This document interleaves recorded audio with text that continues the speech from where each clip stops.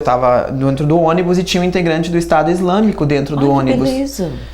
E aí, então, nesse dia eu fiquei realmente com medo, porque assim, essa pessoa em si, ela tentou me sequestrar, né?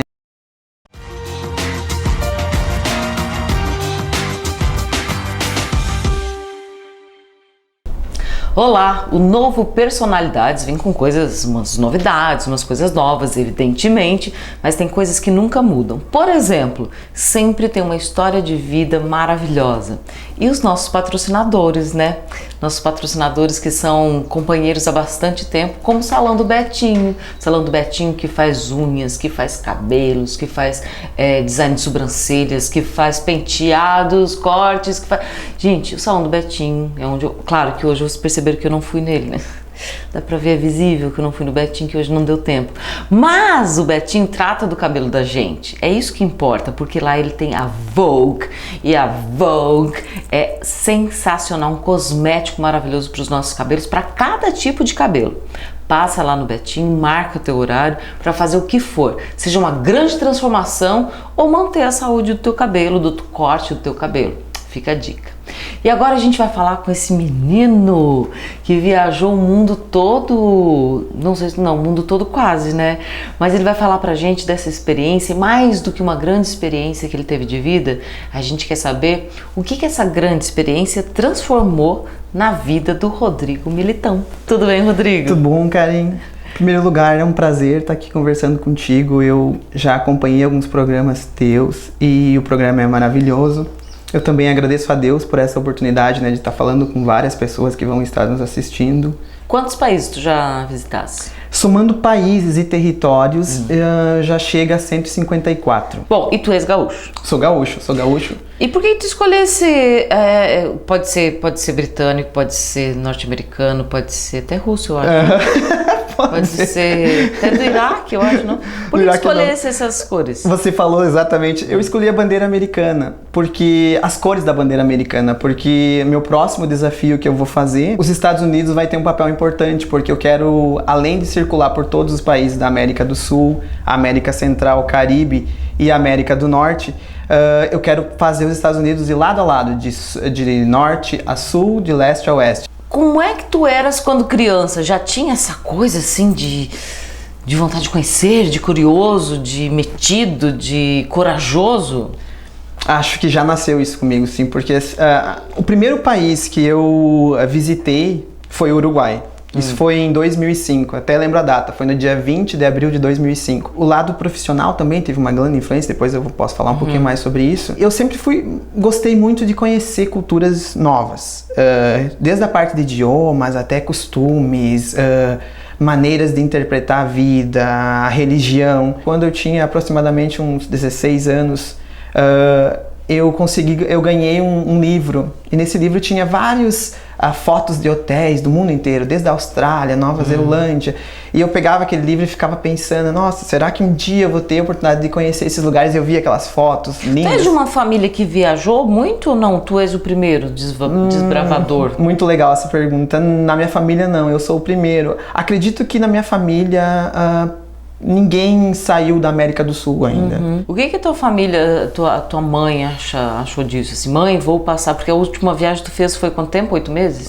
Foi 8 meses viajando. Foi 8 meses viajando. Ô, Rodrigo, fazer só uma proposta pra gente quebrar a regra gaúcha. Claro. Eu tomo e tu fala. Pode ser, claro, pode ser. Senão tu vai ter que parar, eu vou ficar olhando pra querer desejo, né? Então, o que tua mãe achou dessa loucura? Minha família em si ficou preocupada, porque eu iria passar por alguns países onde a gente sabe que está em guerra. Tipo, a gente vai falar, eu passei por alguns territórios como a Síria, o Kurdistão, a região do Kurdistão, a própria Turquia, o interior da Turquia, né, que hoje a gente tá vendo nos noticiários aí o que tá acontecendo lá. Então a minha mãe, na verdade, se eu fosse por ela, eu não teria ido, eu não teria feito essas viagens. E ela ficava bastante apreensiva, mas eu quase que diariamente eu ligava para minha mãe, ligava para dar notícias. Claro que aconteceu alguns episódios que não tinha como ligar, porque ou não tinha internet, ou estava viajando. Mas hoje tá muito mais fácil, né, Rodrigo? Hoje tá sem muito internet. Imagina tu fazer isso há 20 anos atrás. Seria praticamente impossível.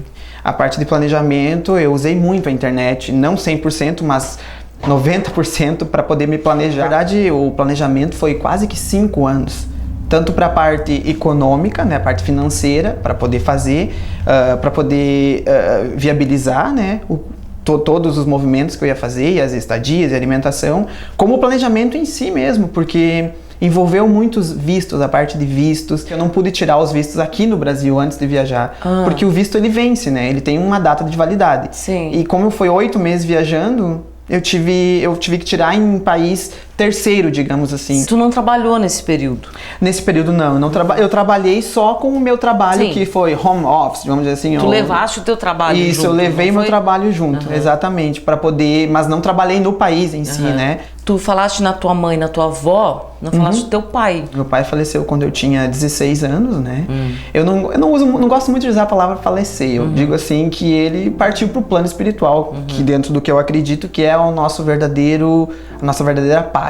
Tu és filho único? Eu tenho uma irmã também. Como é que é o nome do teu pai? Devair Batista Militão. E o que o seu Devair deixou muito marcado na tua vida? Meu pai faleceu na Argentina. Então, na noite que ele faleceu de ataque cardíaco, né? Não estavas com ele? Eu não estava com ele, ele estava na Argentina e eu estava no Brasil. Na mesma noite, por volta das 3 horas da manhã, que foi colocado o óbito, né?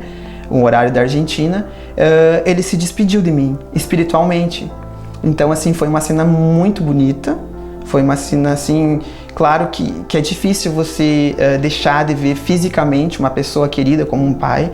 E naquele momento eu comecei a pesquisar muito sobre o lado espiritual. Até então eu não dava muita importância. Eu também era adolescente, né, com 16 anos. Então a partir daí eu comecei a dar bastante valor ao lado espiritual e comecei a pesquisar muito sobre isso. E eu acredito que foi a grande contribuição do meu pai para mim, foi a parte espiritual, porque eu não acredito que foi uma coincidência, né? Não tem como, porque foi muito forte a experiência que eu tive. Então, isso me marcou muito. E a tua mãe, como é que se chama? Ivanir dos Santos Militão. É parecido? É muito parecido, é muito parecido. Ela é Ivair e ele? Ele é Devair. Devair, ela é Ivair, E não acredito. E ela é Ivanir. Tu acha assim que, isso aqui é bem a minha mãe? Teimosia. Viu? A minha mãe é bastante teimosa e talvez eu também sou teimoso. Quando uma coisa não dá certo, eu vou lá e busco e batalho e até que dê certo. Muito bem, eu vou passar para ti o chimarrão para eu fazer minha merchan.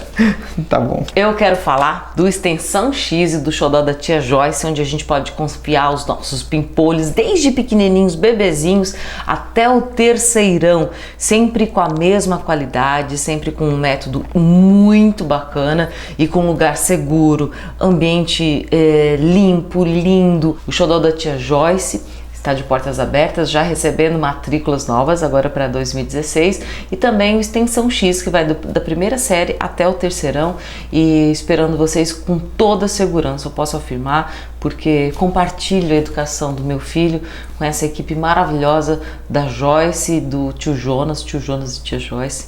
E fica a minha dica aqui, educação é Extensão X e xodó da tia Joyce. Eu quero falar também do restaurante Peninha, que fica quase em frente à Rádio Araranguá. E o restaurante Peninha tem aquela comida gostosa, bem de família, assim. Todos os dias ao meio-dia, à exceção de domingo, tem o almoço com um buffet, com um churrasco para quem curte.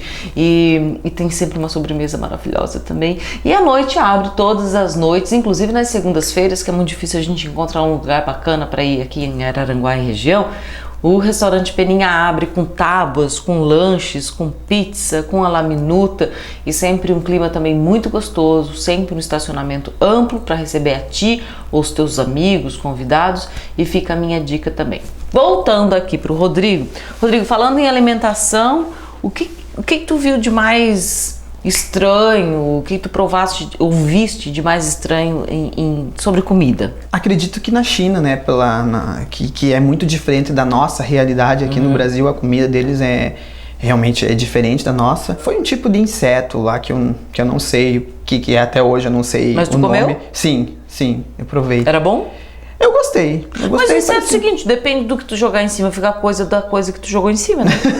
Não é? Essa é verdade. Se jogar pimenta, o inseto tem gosto de pimenta. Se jogar orégano, tem gosto de orégano. E frutas. Tu lembra de alguma que tu diz, meu Deus, isso aqui é muito esquisito? Os países da antiga Iugoslávia, a Croácia, a Bósnia e Herzegovina. Tem umas frutas lá que eu nunca vi na minha vida. E, inclusive tem nas ruas. Tinha alguma coisa que lembrava, isso aqui lembra banana, isso aqui goiaba, isso aqui maçã, ou tu experimentou coisas que tuas papilas gustativas nunca tinham experimentado? Nunca tinha experimentado. A grande maioria foi coisas assim que eu não consigo definir. Não conseguiria definir. Que estranho, que interessante. O tipo de fruta que era. E a forma também, a cor, os tons, a própria árvore.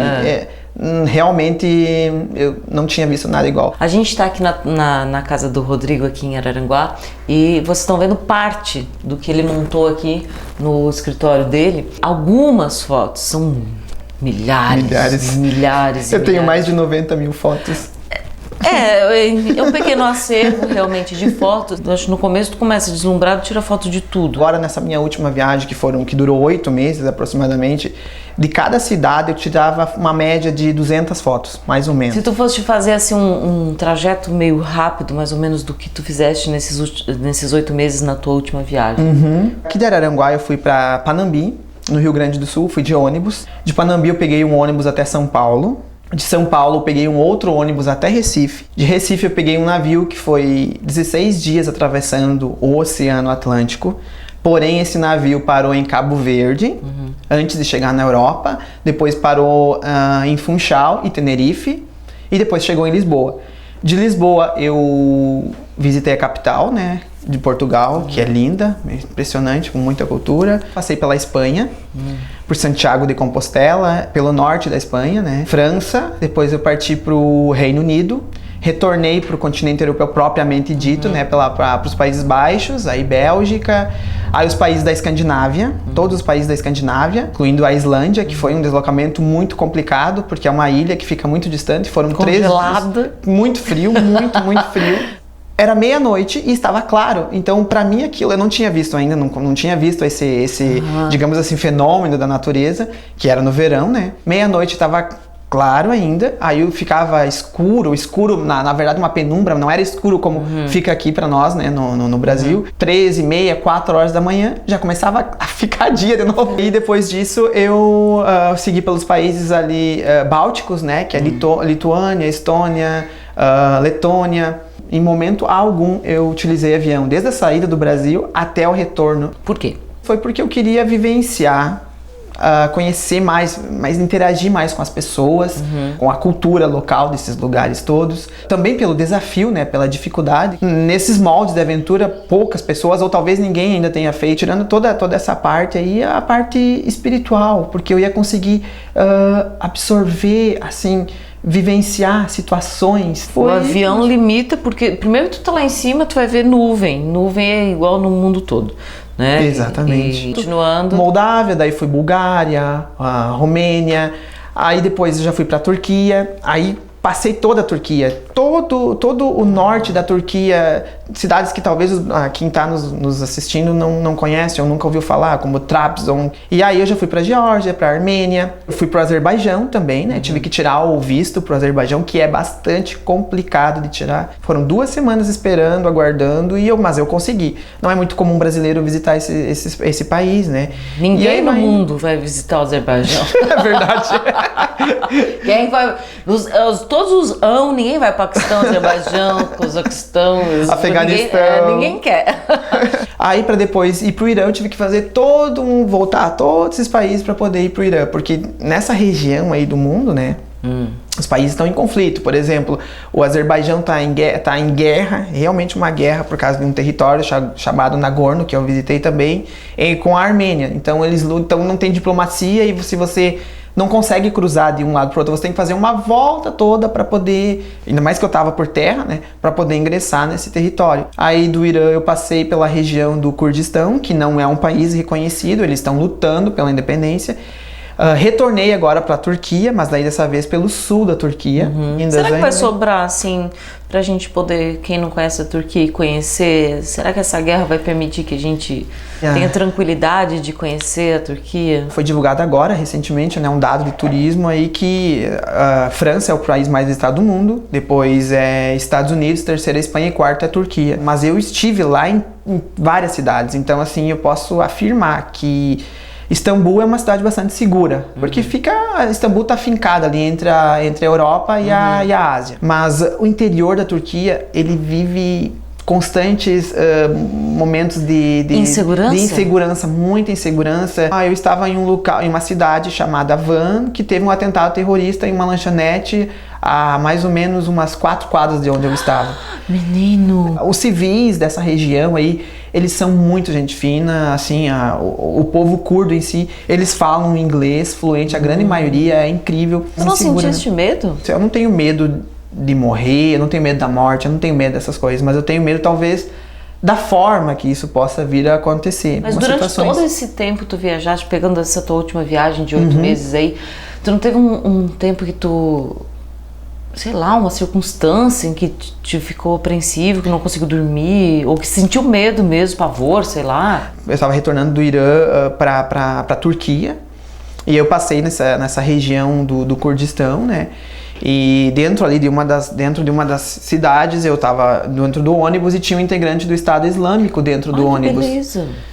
E aí, então, nesse dia eu fiquei realmente com medo, porque assim, essa pessoa em si, ela tentou me sequestrar, né? Me tirar do ônibus à força contra a minha vontade, mas eu tive, em resumo, foi mais ou menos isso que aconteceu. Aí eu tive a ajuda dos próprios curdos que estavam lá, e do motorista do ônibus, e aí nada, graças a Deus aconteceu. Talvez esse foi o momento que eu fiquei assim, pouco mais apreensivo, né? Isso foi no retorno, já. Aí eu passei por alguns países ali como Macedônia, Albânia, Montenegro, que é um país fantástico. Quem estiver nos assistindo aí, uma dica, né? Um país excelente.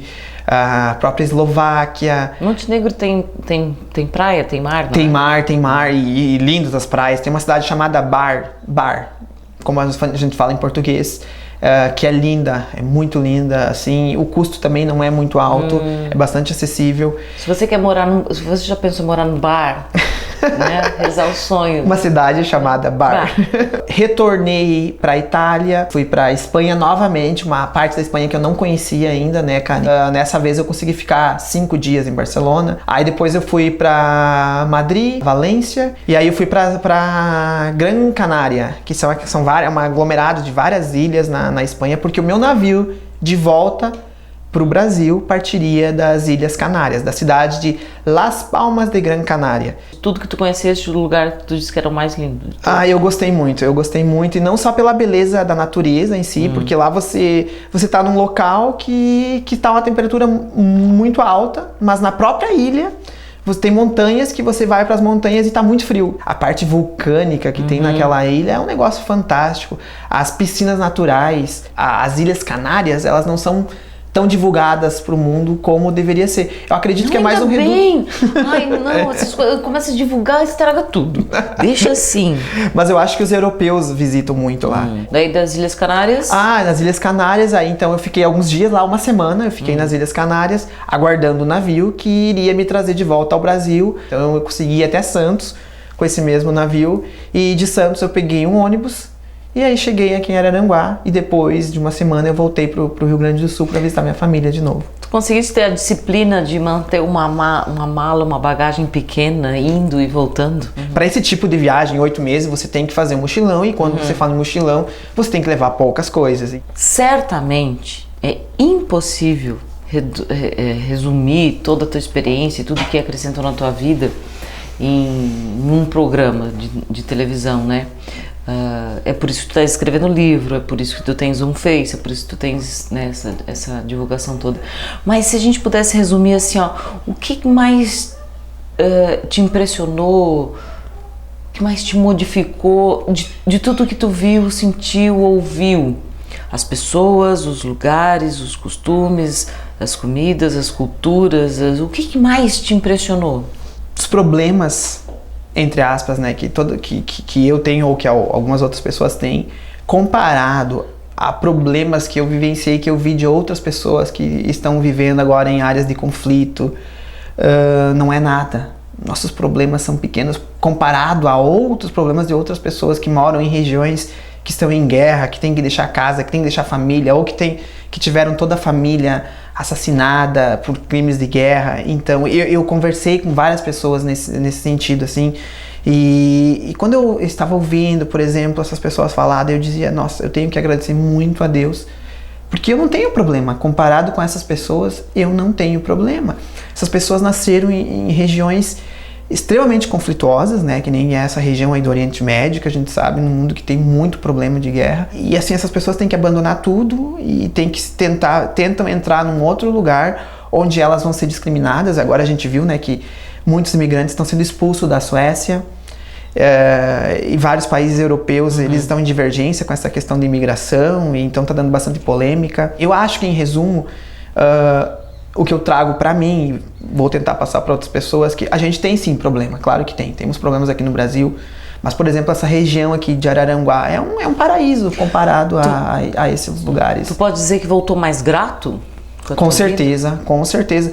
Grato não só pelo conhecimento, mas também pela questão de segurança, que não aconteceu nada comigo, né, Karen? Tudo isso que eu contei aqui não deu para relatar tudo o que de fato aconteceu. Por exemplo, eu estava em Atenas, na Acrópole, não dentro da Acrópole em si, mas na frente da Acrópole tem uma montanha. É até um fato curioso que talvez seja até um pouco divertido agora, mas na hora não foi, porque todo mundo estava subindo uma montanha lá para tirar fotos, que tinha uma paisagem bonita e era permitido. Claro, não é um lugar turístico, mas tinha várias pessoas subindo e eu também quis subir lá em cima para tirar fotos. Aquela região ali da Acrópole é mármore, é uma pedra branca, bonita, linda, que quando bate a luz forma cores fantásticas. Então, assim, eu subi lá para tirar fotos como todos os turistas, muitos chineses, muitos alemães, enfim, pessoas do mundo inteiro naquela região, né? Deslumbrado, e você fica deslumbrado. Por mais que você estude, se prepare, porque eu não conhecia ainda Atenas, você fica deslumbrado de ver aqueles templos que passaram grandes personalidades da história da humanidade, né? E aí eu subi naquela montanha e deslumbrado, e eu me descuidei e acabei caindo. Eu caí e machuquei meu braço. Eu poderia ter quebrado meu braço, poderia ter fraturado. Então algumas pessoas me ajudaram, eu fui socorrido.